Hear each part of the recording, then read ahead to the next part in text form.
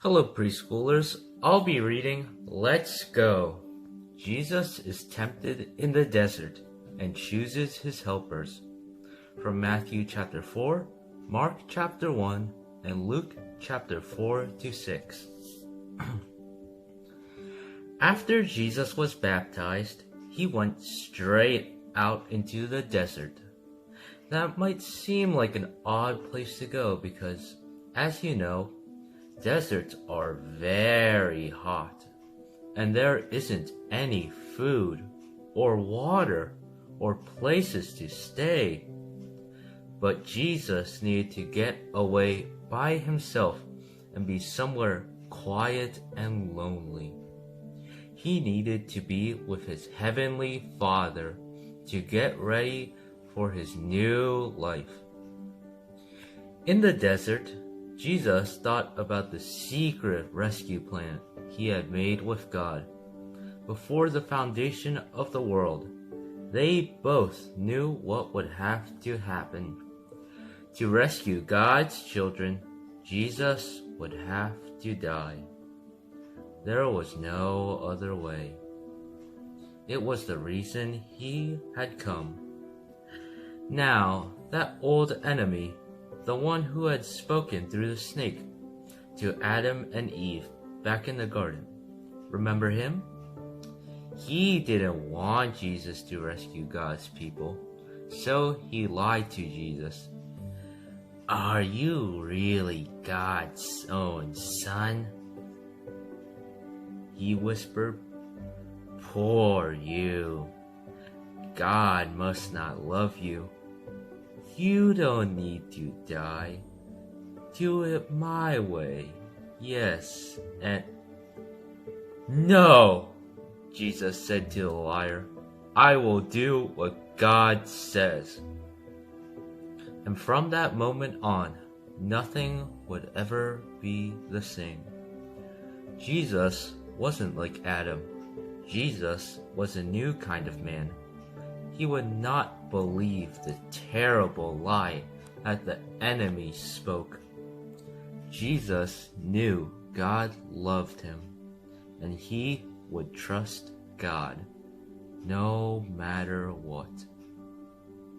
It was just as God had promised to Adam and Eve all those years before. Jesus had come to do battle against the snake's work. He would get rid of the sin and the darkness and the tears, and he would suffer, but he would win.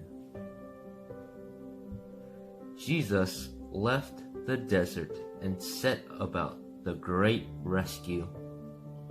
He was going to get God's people back. But first, he needed to find some helpers and friends.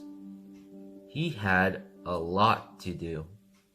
He would need some people to help him. Who would make great, good helpers, do you think? Clever ones? Rich ones? Strong, important ones? Some people might think so, but I'm sure by now you don't need me to tell you they'd be wrong. Because the people God uses don't have to know a lot of things or have a lot of things. They just have to need him a lot. One day, Jesus was walking by the Sea of Galilee when he saw some brothers and friends mending their nets. They were poor fishermen. Jesus called out to them, "Let's go!"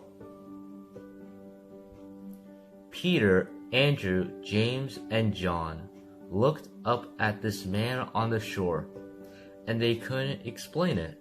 Their boats needed to be put away. Their nets needed mending.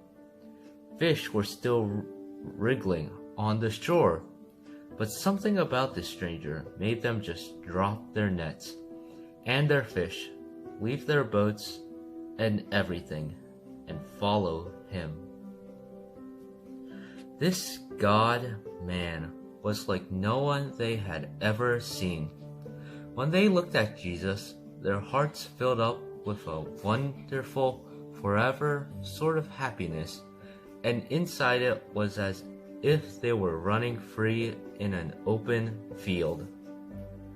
Jesus asked 12 men to be his helpers: Peter, Andrew, James, and John, Matthew, Philip, Bartholomew, Thomas, another James, Simon, Thaddeus, and Judas.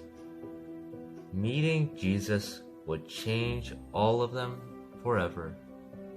The end.